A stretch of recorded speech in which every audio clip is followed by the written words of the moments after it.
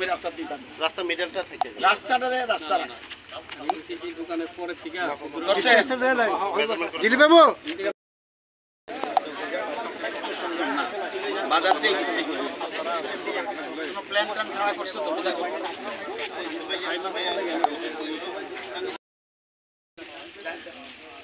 তোমাদের কন্ট্রোল আছে নি বাজারের প্রতি না হয় ইয়া করবে এটা কিন্তু ফাইনাল এই ফাইনাল মাপ কিন্তু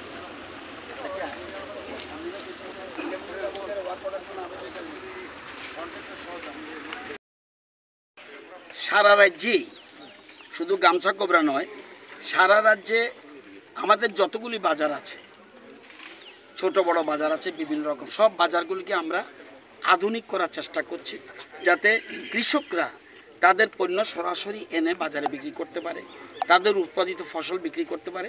সেই জন্য বাজারগুলি আমরা আপডেট করছি।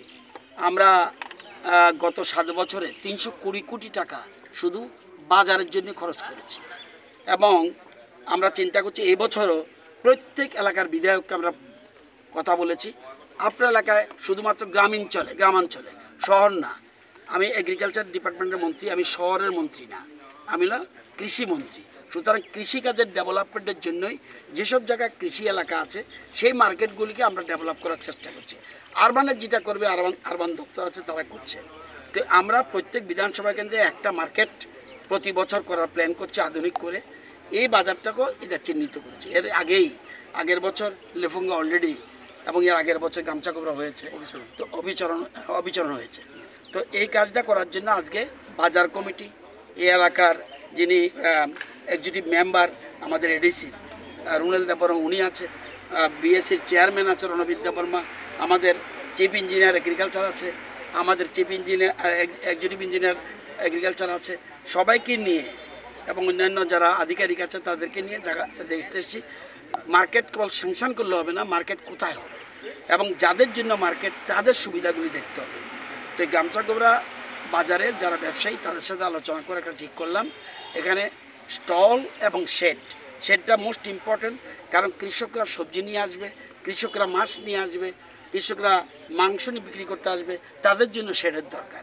সবটা মিলিয়ে একদিকে বেকাররা যেন স্টল পায়, আবার অপরদিকে কৃষকরা যেন তাদের সবজি উৎপাদিত ফসল বিক্রি করতে পারে। এই জন্য এই বাজারটাকে আমরা চুজ করেছি। এর মধ্যেই আমরা প্রস্তাব পাঠিয়ে দেবো স্যাংশনের জন্য, তারপরে ধীরে ধীরে সবটা কাজ। স্যার কয়টা স্টল করবেন, কয়টা? এখন পর্যন্ত প্ল্যানিং হলো 30 থেকে 35টা স্টল হতে পারে। যখন ইঞ্জিনিয়াররা মাপঝোপ করবে তখন 1-2টা কমতে পারে, বাড়তে পারে। এখানে আগে আমরা বেশিরভাগ দোতলা করতাম, আমরা এখন দোতলার পক্ষে নই। দেখা গেছে আগরতলা শহরেই দোতলাগুলি চলে না, তো গ্রামে কিভাবে চলবে? সেই জন্য আমরা সবগুলি মার্কেটে এখন যেখানে জায়গার একদম শর্ট সেই ক্ষেত্রে আমরা দোতলার চিন্তা করছি। যেমন লেভুঙ্গার দোতলা স্যাংশন হয়েছে, আমরা একতলা করব যাতে বড় করে মার্কেটটা হতে পারে, সবাই যেন ফসল নিয়ে আসতে পারে, সবাই যেন জিনিস বিক্রি করতে পারে। তো এখানে আপাতত এরকমভাবে চিন্তা করছি। ধীরে ধীরে দেখা যাক, যদি কাজ যখন শুরু হবে তখন আরও ভুল ত্রুটি বেরোবে, যেখানে সংশোধন করার দরকার। যেমন একটা রাইস মিলে একটা সমস্যা আছে, রাইস মিলে সেও তো রোজগার করে খায়, তারও যাতে এখানে কীভাবে আমরা ইনভলভ করতে পারি, তার যেন ব্যবস্থা হয় রাখার, রাইস মিলটা রাখতে পারি যেন মার্কেটে, সেটাও চিন্তা ভাবনা। এই দোকান দিয়ে কতটুকু আসার আপনি ডেভেলপ করেন? শুনুন, আগে গামছা কোবরা বাজার আজকে যতজন থাকে, আগে আসতো এরকম আসে না। এখন মানুষ অনেক বেশি স্বাবলম্বী হয়ে যাচ্ছে, সবাই চায় নিজের পায়ে দাঁড়াতে। আপনার লেফুঙ্গা একটা দোকান দেখেছেন, কেকের দোকান, কোনোদিন লেফুঙ্গাতে কেক নিতে আসবে মানুষ। আজকে আগরতলা থেকে শুরু করে সিমনা পর্যন্ত লোক এখানে লেফুঙ্গার ওই দোকানটায় আসে। আপনি যদি দোকানটাকে সুন্দর করে সাজান, আপনি যদি জিনিস ভালো রাখেন, আপনি যদি কম লাভে বিক্রি করেন, সব মানুষ এখানে আসবে।